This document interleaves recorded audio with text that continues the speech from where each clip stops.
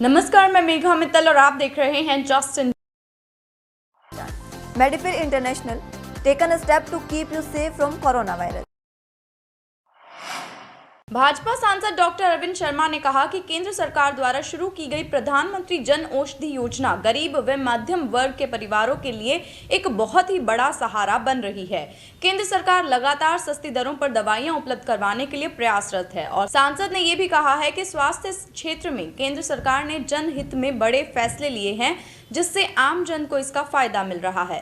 रविवार को प्रधानमंत्री नरेंद्र मोदी द्वारा स्कीम के लाभार्थियों से बातचीत के वीडियो कॉन्फ्रेंसिंग कार्यक्रम में सांसद डॉक्टर अरविंद शर्मा जुड़े थे और सांसद ने कहा कि प्रधानमंत्री जन औषधि योजना अपने आप में बहुत ही प्रभावी और कारगर स्वास्थ्य योजनाओं में से एक है, जिसके अंतर्गत आम जनमानस के लिए जन औषधालय खोले गए हैं और गरीब और वंचितों के लिए उच्च गुणवत्ता की जेनेरिक मेडिसिन जनता के लिए मुहैया कराई गई हैं, जो कि ब्रांडेड मेडिसिन की तुलना में बहुत कम मूल्य पर उपलब्ध हैं।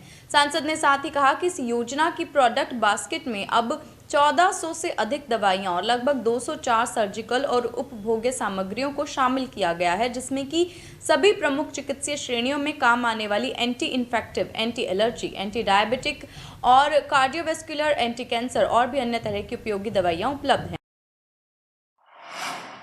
हरियाणा के यमुनानगर में एक 16 वर्षीय नाबालिग के साथ युवक ने शादी का झांसा देकर शारीरिक संबंध बनाए और इसके बाद आरोपित किशोरी को फोटो वायरल करने की धमकी देकर ब्लैकमेल करने लगा।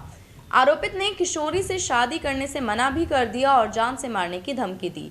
पुलिस ने किशोरी की शिकायत के आधार पर आरोपित युवक पर केस दर्ज कर लिया है और पुलिस मामले की जांच में जुटी हुई है।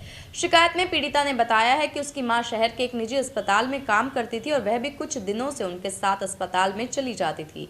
4 नवंबर 2020 को प्रतापनगर के गुलाबगढ़ गांव निवासी तनुज से उसकी दोस्ती हुई थी और तनुज के मामा सोहन लाल अस्पताल में दाखिल थे। तनुज उनसे मिलने के लिए रोजाना अस्पताल में आता था, जहां पर उनकी तनुज से बातचीत होने लगी। तनुज ने सफायर होटल के नजदीक एक कमरा किराए पर ले रखा था और एक दिन तनुज से बातों में उलझाकर अपने साथ इस कमरे में ले गया और उससे कहने लगा कि वह उससे शादी करेगा, जहां पर तनुज ने उसके साथ जबरन शारीरिक संबंध बनाए और उसे ब्लैकमेल करने लगा। और इस बारे में जब घर वालों को पता चला तो फोटो और वीडियो वायरल कर उसके माता पिता को दिखाने की झूठी ब्लैकमेल भी की और इसी के बाद किशोरी की शिकायत पर पुलिस ने शिकायत दर्ज की है, मामला दर्ज किया है और अभी जांच चल रही है।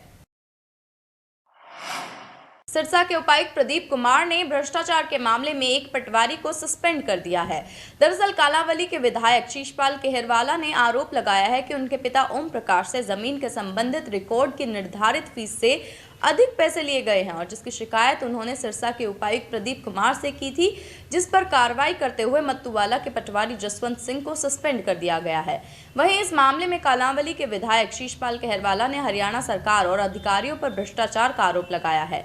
उन्होंने कहा कि आज हरियाणा में भ्रष्टाचार का बोलबाला है और भ्रष्टाचार अगर विधायक के परिवार से हो सकता है तो आम आदमी कैसे भ्रष्टाचार के चंगुल से निकल सकता है। आपको बता दें कि ओम प्रकाश को जमीन से संबंधित कागजात की जरूरत थी, जिसके लिए पटवारी ने उनसे 2000 रुपए की कीमत वसूली, जिसकी असली फीस केवल 370 रुपए थी। इसके बाद उन्होंने पटवारी से पैसे लौटाने की बात कही तो उसने इनकार कर दिया, जिसके बाद इसकी शिकायत की गई, जिसने पटवारी को सस्पेंड भी कर दिया गया है। हरियाणा कला परिषद द्वारा अंतर्राष्ट्रीय महिला दिवस के उपलक्ष्य में म्हारी बेटी म्हारा अभियान कार्यक्रम के तहत सांस्कृतिक उत्सव एवं सम्मान समारोह का आयोजन किया गया।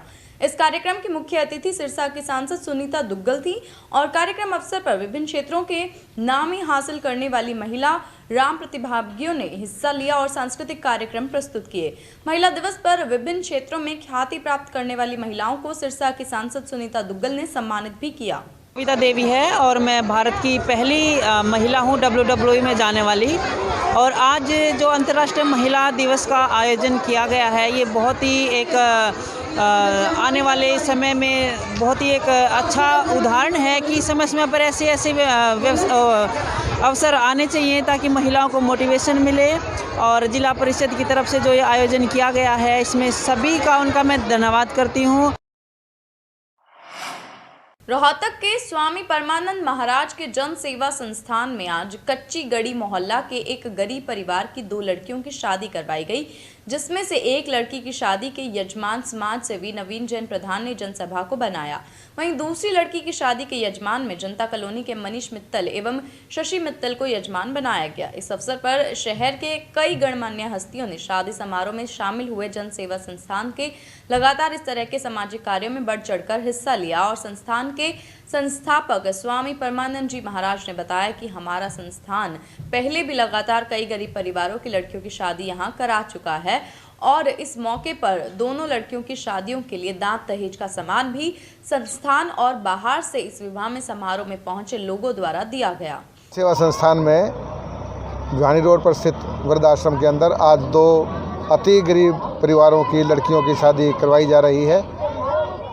एक लड़की के तो बहुत गरीब भी हैं और माता पिता दोनों एक्सपायर हो चुके हैं और दूसरी लड़की के पिता 2.5 साल पहले घर छोड़ करके जा चुके हैं और उसके बाद उनका पता ही नहीं है कहाँ चले गए। और इनकी शादी के लिए यहाँ पर उनका बारात का स्वागत, उनका खाना पीना और ज़रूरत का सामान, फेरे इत्यादि करने का सारा काम जनसेवा संस्थान द्वारा किया जाता है। ये अपना रिश्ता स्वयं करके आते हैं और हम केवल उनके शादी की व्यवस्था करते हैं।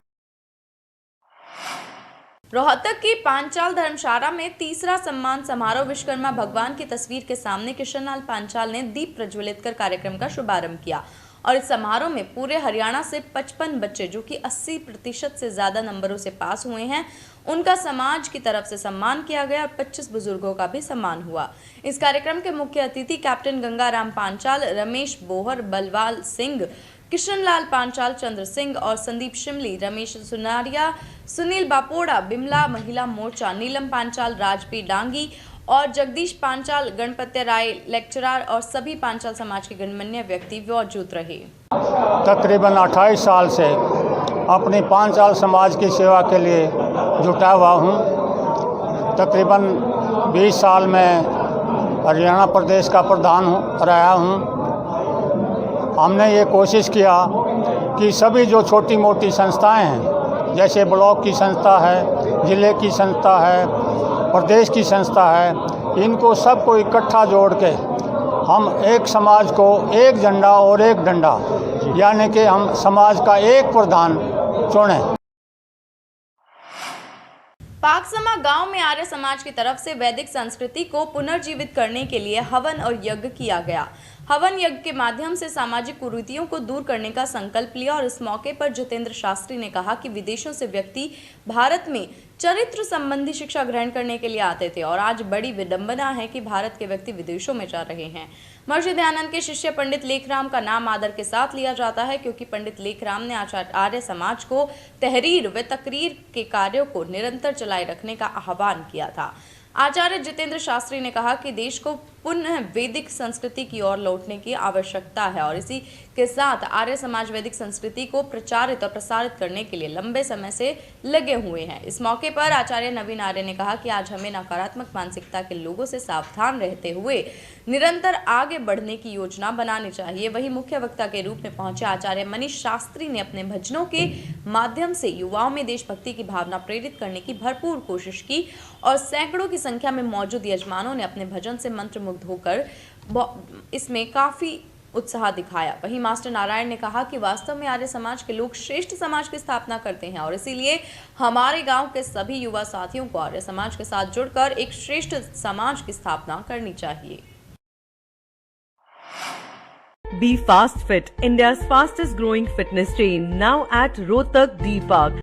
जस्ट इंडिया के इस बुलेटिन में बस इतना ही। और भी खबरों के लिए देखते रहिए जस्ट इंडिया। नमस्कार।